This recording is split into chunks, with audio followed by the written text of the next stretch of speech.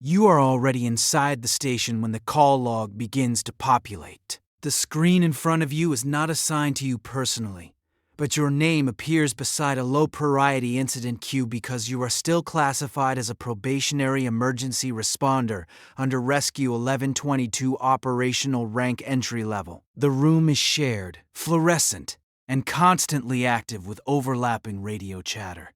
You are not given time to interpret the environment. You are expected to respond within fixed intervals.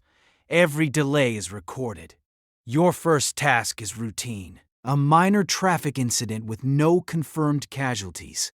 You are instructed to observe, not decide. Senior responders correct your communication before it reaches dispatch. You realize quickly that your role is not to act independently, but to remain precise under observation.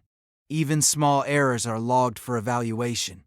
This is your entry rank. You are moved through scheduled rotations across ambulance staging areas and call coordination desks.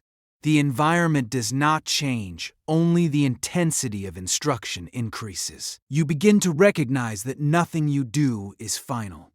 Every action is reviewed by someone positioned above you in hierarchy. Your decisions exist only as drafts for approval. Then you are transitioned into the initiation rank. Training begins without separation from live operations.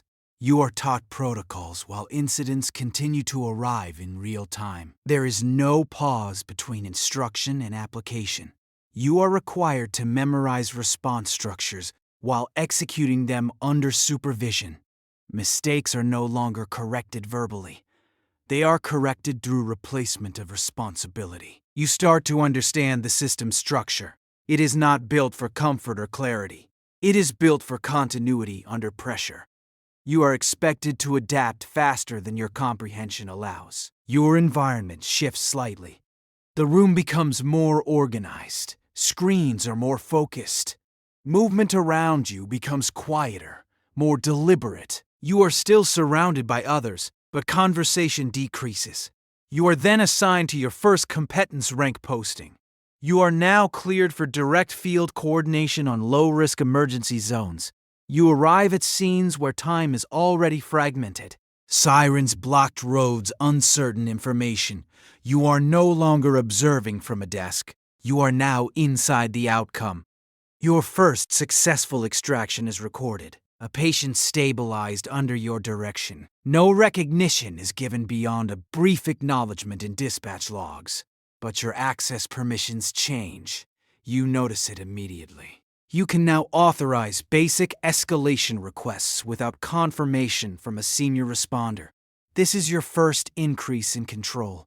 At the same time, responsibility becomes less forgiving. A delayed instruction results in system-wide confusion on a separate call. You are not blamed directly, but the delay is attached to your operational record. You begin to understand that competence is measured not by success, but by the absence of disruption. The environment changes again. Lighting is less harsh. Rooms are quieter. You are occasionally placed in isolated briefing spaces with direct screens showing active incidents across multiple districts. You are no longer part of a group. You are part of a function. You enter the pressure rank. You are assigned to multi-unit coordination during overlapping emergencies. Fire response, medical extraction, and transport routing all converge under your supervision. You no longer respond to a single scene. You manage intersections of events. Sleep cycles become irregular, not by force but by necessity. Information arrives continuously. Your name appears on escalation logs more frequently. Senior operators begin to step back, allowing your decisions to proceed without immediate correction. Isolation begins in subtle form. Conversations with peers reduce to procedural exchange.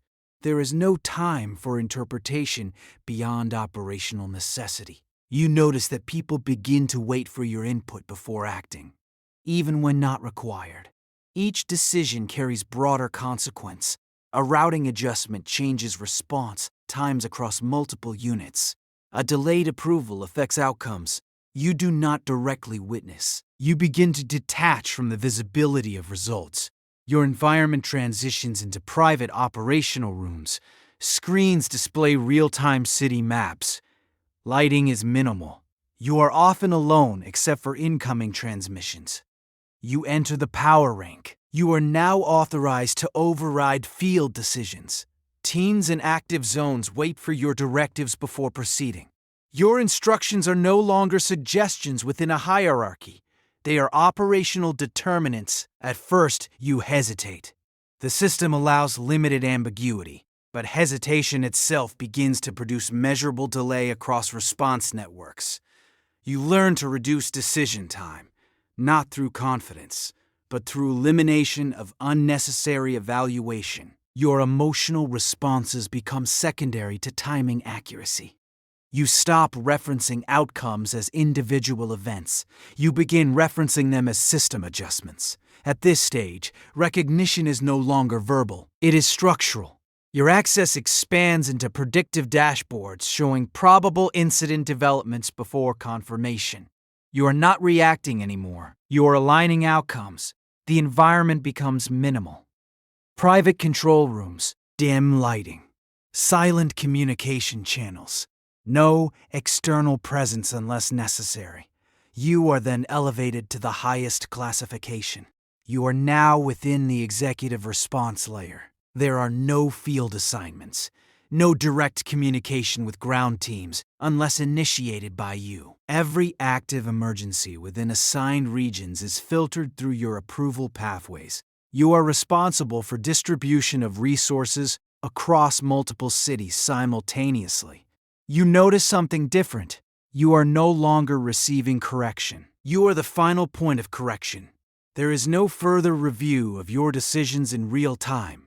Time perception changes. Incidents appear not as events, but as structured probabilities awaiting confirmation. You begin to remove personal language from internal processing. Even your own decisions feel externally generated. The environment is now isolated. A quiet room, no movement beyond screen updates, no background conversation, only controlled notifications. Then you reach the command continuity rank. At this level, you no longer experience emergencies directly. You experience their systems of emergence. You see patterns of failure before they manifest. You allocate resources not to respond, but to prevent cascades of response. Your influence extends beyond immediate incidents. Entire response cycles adjust based on your positioning. Teams execute actions before full instructions are transmitted, based on prior behavioral alignment. You realize at this point that hesitation has been fully removed, not by training, but by necessity. The system no longer tolerates delay at your level because delay now propagates across regions. You begin to exist in operational separation from those you once worked beside. Names are no longer relevant. Only function remains. In the final stage, you are positioned at the system-level oversight rank. You are alone in a silent control environment, with no shared space, no external interaction beyond structured data streams. Every decision you make affects layered response architecture, as across the entire operational network. There is no one above you in immediate hierarchy. There is only system continuity. You no longer evaluate outcomes in terms of success or failure. You evaluate stability. The distinction between emergency and prevention disappears. Everything becomes continuous management of probability. Your identity is no longer referenced in communication logs. It exists only as a routing presence within the system. And then, without a defined transition, you recognize that you are no longer responding to Rescue 1122. You are maintaining it. There is no sense of arrival at the top, only confirmation that nothing outside your input remains unfiltered. And in that condition, the last trace of your original role is no longer visible as memory, but only as